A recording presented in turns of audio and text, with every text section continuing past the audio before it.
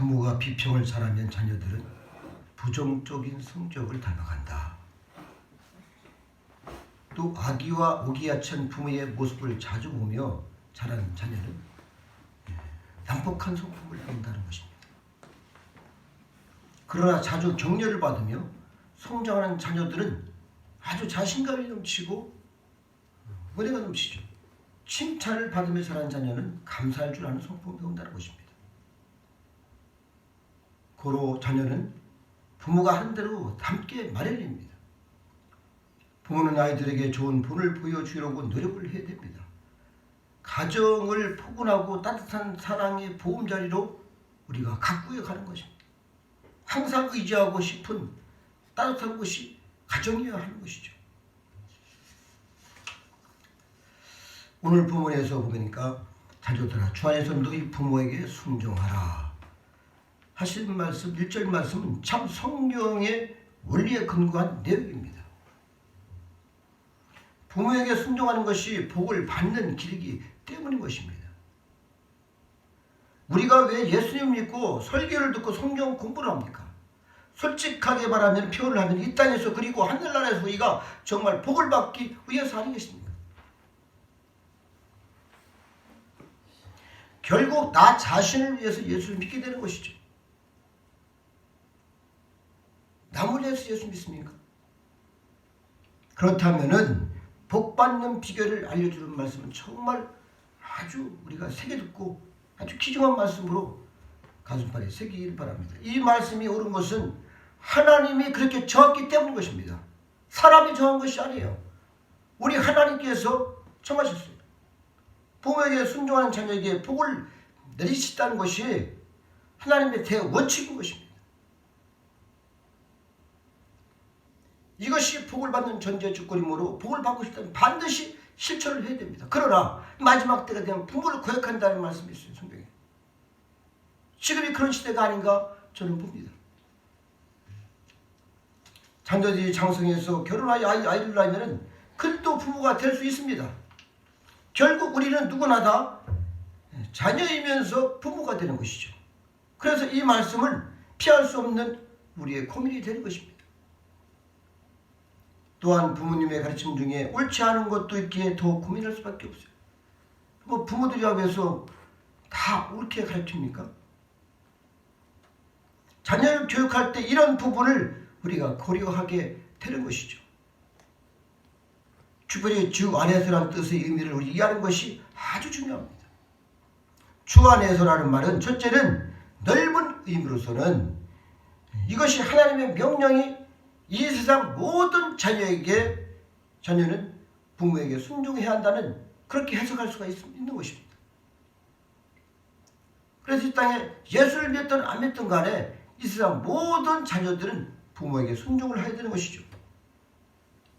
자녀가 예수님을 믿지 않거나 또 부모가 예수를 믿지 않을지라도 순종을 해야 됩니다. 이런 경우에는 정말 제가 봐도 순종하기 어렵고 순종의 수준도 많이 떨어지게 되죠. 그럼에도 불구하고 순종하는 것이 복이 오리라는 것이죠. 두 번째는 주님 말씀 안에서 순종하는 것입니다. 부모와 자녀 모두 주님 안에 있는 것이 전제 조건입니다. 이게 첫째 조건에 비해서 범위가 좀 좁아졌습니다. 그러나 주님을 믿는 믿음 있는 자녀가 부모의 명령에 순종을 해야 되는 것이죠. 만약 부모나 자녀 중 한 명이라도 주님을 믿지 않을 경우에는 첫 번째 말씀한 것처럼 좀 수질이 떨어지죠. 올바른 지도와 올바른 순종이 어렵기 때문입니다.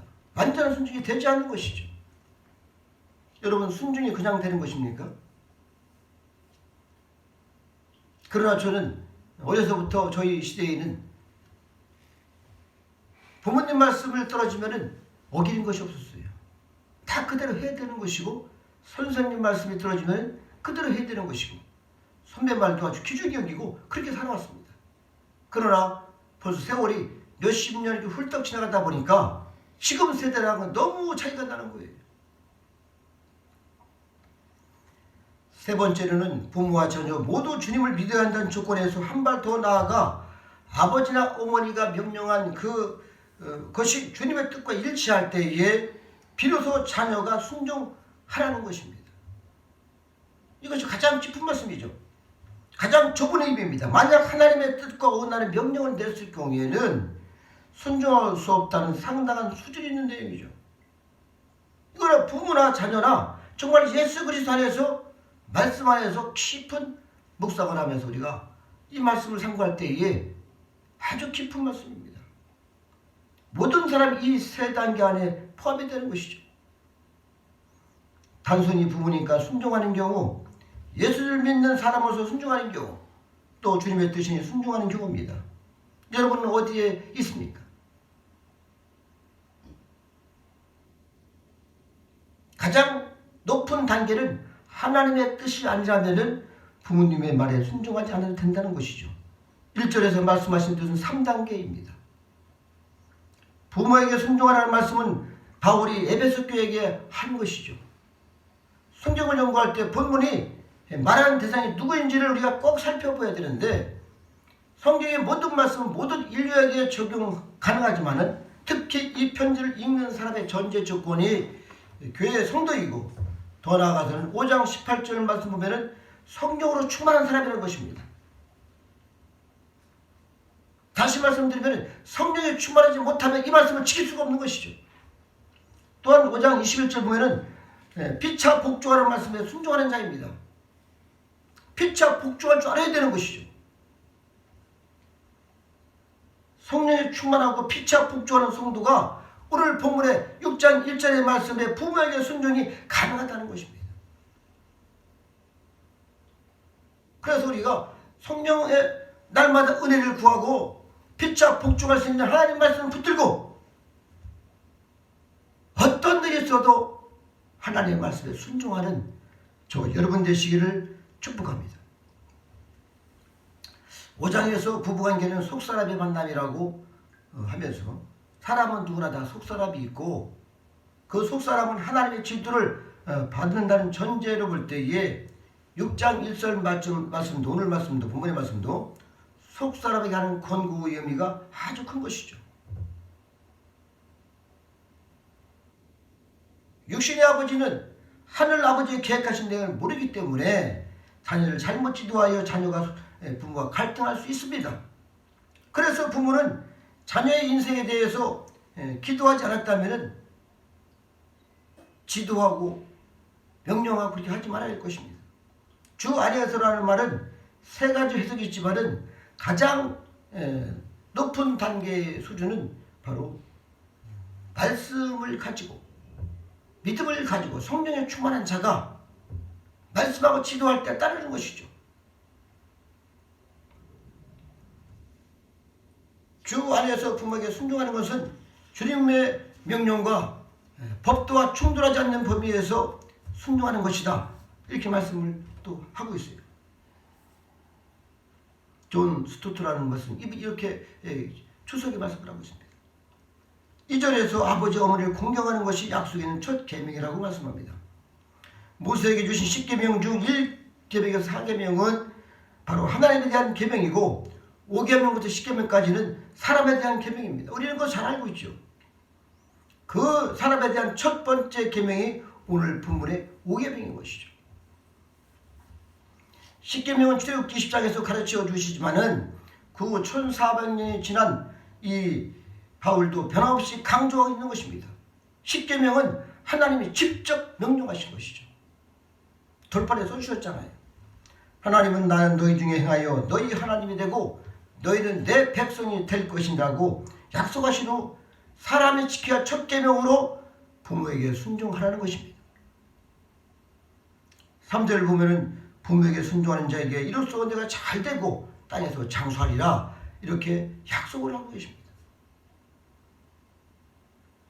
부모는 자녀의 육체의 근원입니다. 연령과 경험으로 보아도 자녀들보다는 노숙하고 만숙하죠. 그들의 양육자이기에 존경받아 마땅하다. 우리 박윤수 박사님께서 이렇게 말씀을 기록을 했어요. 이 땅에서 잘 된다는 말씀에는 모든 복이 다 포함됩니다. 모든 복이 포함되는 것이죠. 성도는 이 땅에서 복받은 자, 하늘에서 인정받는 자가 되어야 하는 것입니다. 그런 소원을 가져야 하는 것이죠. 그 복받는 지름길이 바로 부모를 공경하는 것이다. 오늘 본문이 이렇게 말씀을 하고 있는 것이죠. 부모는 자녀들에게 부모 공경을 지도하면서 내가 내 부모님에게 한 만큼 너도 나에게 하여 나는 그렇게 할 수 있을 정도로 자녀들에게 먼저 부모가 실천하고 본을 잘 보여야 됩니다. 우리가 신명기 6장 5절로 9절 말씀 보면은 심하라고 하는데 내 자녀에게 부지런히 가르치면서 집에 앉았을 때이든지 길을 행할 때이든지 누웠을 때든지 일할 때든지 이 말씀을 강조할 것이고 또 너는 그것을 손목에 매 기울을 삼으며 내 미간에 붙여 표를 삼고 내 문서주와 바깥문에 기록할지니라 했겠어요. 그러니까 어느 시간 국한된 것이 아니라 우리의 일어서고 자고 먹고 마시는 모든 상황에서 부모가 본을 보이라는 것이죠. 이것이 교육의 원리예요. 하나님은 우리가 잘 되기를 바라십니다. 그래서 이 계명을 주셨고 이 법을 잘 지키는지 지켜보시고 그렇게 행한 자에게 한량없는 은혜와 복을 쏟아부어 주시는 것이죠. 이것이 약속입니다. 특별히 또 4절 말씀처럼 아비는 자녀를 노엽게 하지 않는 것이 아주 중요합니다. 로마 시대의 어린아이들은 거절과 유기라는 위험에 처해 있었습니다. 부모에게 버려지고 제대로 교육도 받지 못하고 보호받지 못했고 심한 경우에는 노예로 팔려갔습니다.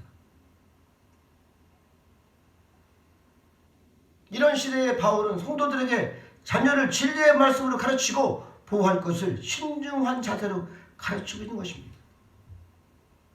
너희 자녀들을 정말 노엽게 하지 말고 너희 스스로 말씀의 근간을 삼고 그렇게 가르치고 인도하라는 것이죠. 부모가 자녀를 지도할 때에 자녀가 이를 잘 받아들이지 않고 노예할 수 있습니다. 4절 말씀은 죄를 지은 자녀가 부모의 올바른 지도에 끝까지 따르지 않고 반항할 때에 자녀를 노엽게 하지 말라고 하는 것이 아닙니다. 앞에서 말했듯이 성령에 충만한 자녀가 죄를 짓고 부모에게 반항했다든가 성령에 충만한 부모가 함부로 자녀를 노엽게 할 일은 분명히 없어요.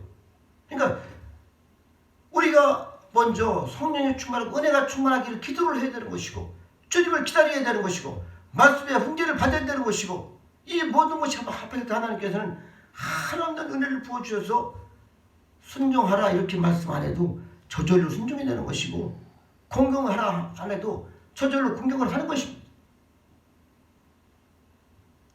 지도하는 내용이 성령에 충만하고 하나님의 뜻이 부합되는지 살피는 후에 자녀를 지도하라는 것이죠. 우리가 먼저 부모가 잘해야 됩니다. 학교 선생님들이 정말 잘 가르쳐야 되겠죠. 그래서 교육은 100년 대계다 이렇게 말씀을 하는 것이죠. 부모의 생각이 정말 옳다면 성령이 충만한 자녀의 마음을 감동시킬 수 분명히 있을 것입니다. 주의 교훈과 훈계만이 자녀의 마음을 움직이는 것이죠. 또한 하나님의 뜻에 부합하는 말이라 할지라도 함부로 지도하지 말고 자녀를 지켜보고 자녀의 의견도 들어보고 그 의견을 내세우는 이유도 들어본 후에 하나님께 기도하고 지도를 해야 되는 것이죠. 한 영혼이 정말 소중한 것입니다. 많은 부모가 단지 부모의 권위로 자녀에게 자신의 생각을 강요하기 때문에 자녀가 노여워하고 결국 바른 길에서 벗어난 것을 우리는 많이 볼 수가 있어요. 자녀를 교육할 때는 성령으로 충만한 가운데 하나님의 뜻을 알고 우리가 지도를 해야 합니다. 자녀 또한 성령으로 충만하여 하나님의 뜻에 대해서 부모에게 순종해야 복을 받을 것입니다. 우리가 이 두 가지를 명심하시기 바랍니다. 이것이 성경에서 말하는 최고의 수준의 지도 방법입니다. 부모가 분노한 마음으로 자녀를 징계하는 것은 아주 위험하다는 것을 존 스토트가 말씀하셨어요. 우리는 오늘 본문을 보면서 한번 우리의 삶이 어땠는가, 우리의 가정은 어떠한 것인가, 내 자신을 말씀에 비추어 하나님 앞에 한 가지를 내려놓고 정말 주께서 원하시는 거룩한 부모, 지혜 있는 부모, 순종하는 자녀, 그 놀라운 은혜 가운데 하나님을 경외함으로 말미암아 하나님 주시는 그 복이 우리가 어디에 있든지 하나님과 함께하는 축복의 영광이 여러분의 일생일 때에 계속 임해서 날마다 복된 삶을 사시는 여러분 되시기를 바랍니다. 기도하시겠습니다. 하나님